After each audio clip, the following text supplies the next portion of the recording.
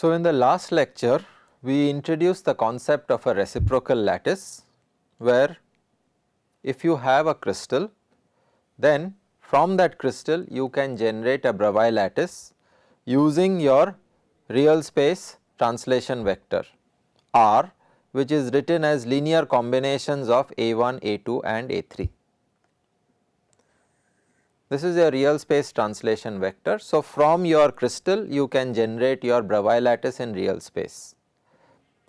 You can also generate for the same crystal another set of points which is in another space, not in real space, but in another space which is called as a reciprocal space, where distances are measured in inverse of length. So, it is another space which is called as a reciprocal space, and in that space you can generate a set of points which correspond to the same crystal, but you are drawing it in another space which is called as a reciprocal space using these fundamental vectors g1, g2 and g3 in the reciprocal space. And you can generate a set of points corresponding to the crystal using linear combinations of g1, g2, g3, where these are integers h, k and l, and g1, g2, g3 are the fundamental translation vectors in the reciprocal space, and the two translation vectors are related by g dot r bar is equal to 2 pi. One is in the real space, one is in the reciprocal space.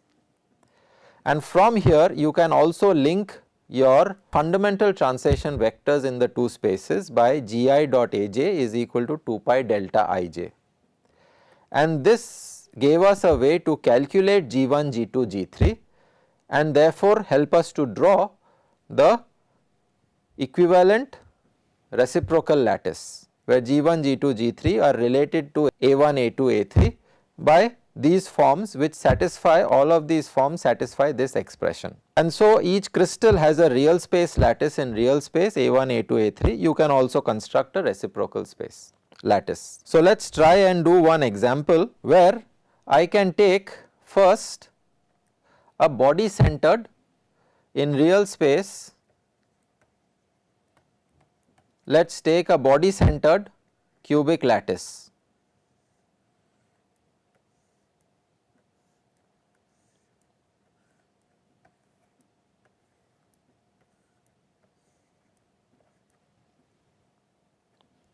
So, in real space, if you have a body centered cubic lattice, you have points which are at the edges of a cube, but there is one point which is sitting in the center of this lattice. Okay. And let us define my coordinate axis. So, my coordinate axis, this is my, let us take this as my z axis, this as my x axis and this as my y axis. And you would recall that in some of my earlier lectures I have already drawn the fundamental, one way to choose the fundamental translational vectors in real space a1, a2, a3 for the body centered lattice as these points. One is of course this is your origin. The second point is a body centered point which is sitting for a lattice which is in the xz plane, I mean the face of the square or the cube is on the xz plane, and the body centered point is sitting along this axis. So, this is a point which is sitting in the x minus y direction and plus z direction, and the third point is sitting. So, you have a point which is going this way, and there is another point which is sitting here. So, this is in the minus z direction, this is in the minus z direction, minus y direction. Of course, this is your minus x direction, one point here, one point in the minus y, plus x and plus z direction. This point is in the minus z plus x plus y direction. So, this is your third vector A3. A1, A2, A3. These are actually your primitive vectors for your body centered cubic lattice, and you can write these vectors A1, A2, A3 as A1 as, if the cube has sides of length A, then A1 is A by 2, this point is minus x cap plus y cap plus z cap, because this point is along the minus x cap direction, plus y plus z. A2 is equivalently plus x cap minus y cap plus z cap direction. A3 is A by 2 x cap plus y cap minus z cap direction, A3. So, these are your fundamental translation vectors for a body centered cubic lattice. So, using A1, A2 and A3, we can write down our vectors in reciprocal space. The fundamental vectors in reciprocal space, G1, which is pi by A, y cap plus z cap, G2 which is pi by A, x cap plus z cap, and G3 which is pi by A, x cap plus y cap. And now we can actually sketch what is this type of a lattice that you can generate with G1, G2 and G3. So, this was your body centered lattice. We had a BCC lattice in real space, and from the BCC lattice we are now generating another lattice corresponding to the BCC lattice in reciprocal space. What is that lattice? Let us find out. So, if you have a cubic lattice with lattice spacings A or lattice constants A, we know that it transforms in reciprocal space to these with lattice spacings 2 pi by A. Now, this is your BCC lattice which we had drawn earlier in real space. This is in real space and this is reciprocal space. These had lattice constants A. So, this cube will go into a this cubic structure will actually go into a cubic structure with size 2 pi by A. These were your BCC points which defined your primitive lattice vectors A1, A2, A3, and from there we got G1, G2, G3 which are half of 2 pi by A, y cap cross z cap. So, this gives a point in the yz plane. This gives a point which is halfway on the x axis, halfway on the y axis, and this gives a point on this face, this gives a point on this face. So, what do you have here? You have a face centered cubic structure. So, the BCC lattice in real space goes over into an FCC lattice in reciprocal space.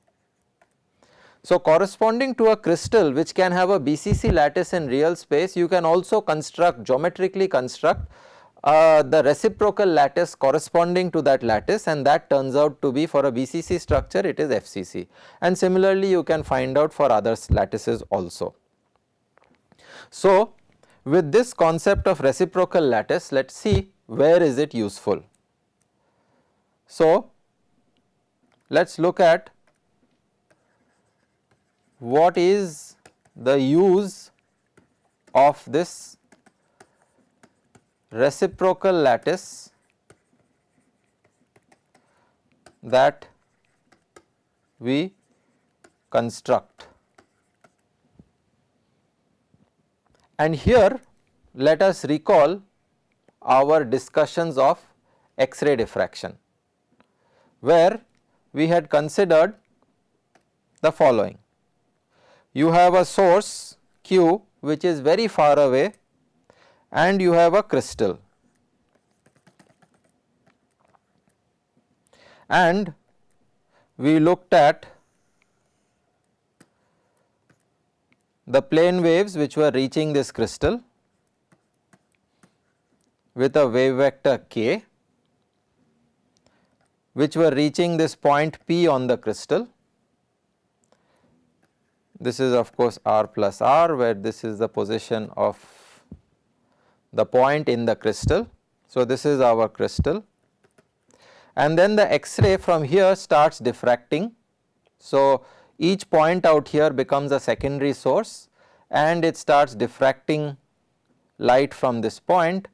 So, you start getting secondary wave, spherical wave fronts, and as a result you get a diffracted beam or a scattered beam.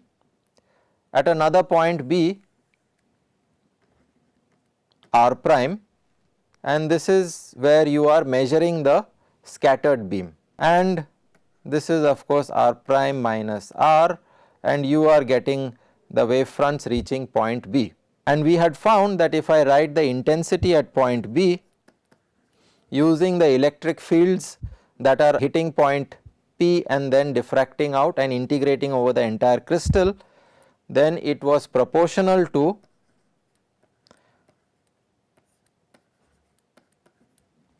the square of the initial amplitude of the wave which is coming divided by inverse square of the distance of B from the crystal. The intensity dies down as square of the distance from the crystal, you naturally expect it. And there was another term which was the Fourier transform of the density of points in the crystal.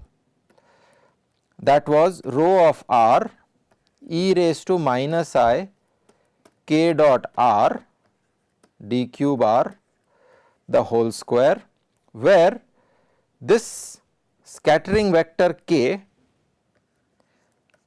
was equal to k prime minus k, where k prime is the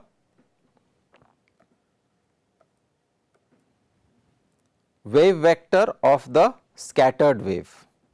So, this is the wave vector of the scattered wave, and your scattering vector is written as k prime minus k. This is your incident wave vector and this is my scattered wave vector. Now, let us look at this intensity, and you know that rho of r you can now Fourier expand in your reciprocal space, and so you can do an expansion of this density in also reciprocal space rho of g. Because of periodicity of the lattice and translational invariance, we saw that rho of r can be expanded in the reciprocal space, and you can write it as e raised to I g bar dot r bar, where e raised to I g bar dot capital R becomes equal to 1. So, translational invariance allows you to write this in terms of this, and your reciprocal lattice vectors satisfy this condition. So, this we can put it back in the intensity, and you can get your intensity at point B. The scattered intensity at point B is A naught square by r prime the whole square, summation over the reciprocal lattice vectors, integral over the volume of the crystal, rho g e raised to I g minus k dot r bar d cube r the whole square, or IB is proportional to A naught square by r prime the whole square, summation over all the reciprocal lattice vectors in your reciprocal lattice, rho of g, integral over the volume of the crystal e raised to I g minus k dot r bar d cube r. So, now we have introduced our reciprocal lattice vector. For a given lattice, we construct the reciprocal lattice, and that is associated with reciprocal lattice vectors, and now in our scattered intensity this reciprocal lattice is appearing explicitly. How does it help? If I write down my scattering vector, this is my scattering vector k, and g is my reciprocal lattice translation vector and my scattered intensity depends on this integral, the value of this integral e raised to I g minus k dot r bar dq bar. We have seen that my scattered intensity at point B is dependent on this value. If you look at this integral for g equal to k, namely for reciprocal lattice translation vectors which are equal to the scattering vector g equal to k, the above integral e raised to I g minus k dot r bar dq bar becomes equal to V, because this will become equal to 1 if you integrate over the volume of the crystal. This will be related to the volume, and for g not equal to k, this integral V is e raised to I g minus k dot r bar dq bar. Now these factors are just sines and cosines, and if you integrate it over this entire large volume of the crystal, this will average out to 0, because these are just sines and cosines which are spread over a distance r with these wave vectors.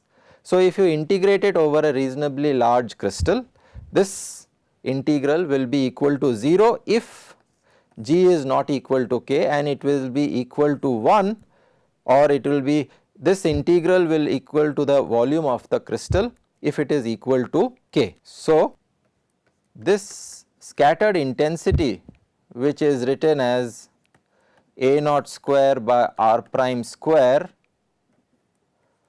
summation over all lattice vectors rho g integral of e raised to I g minus k dot r bar dq bar the whole square over the volume. This integral e raised to I g minus k dot r bar dq bar can be written as delta of g minus k into the volume, where this is equal to 1 if g is equal to k or k is equal to g, and is equal to 0 for k not equal to k. This is equal to 1 if k is equal to g, and it is not equal to, and it is equal to 0 for k not equal to g.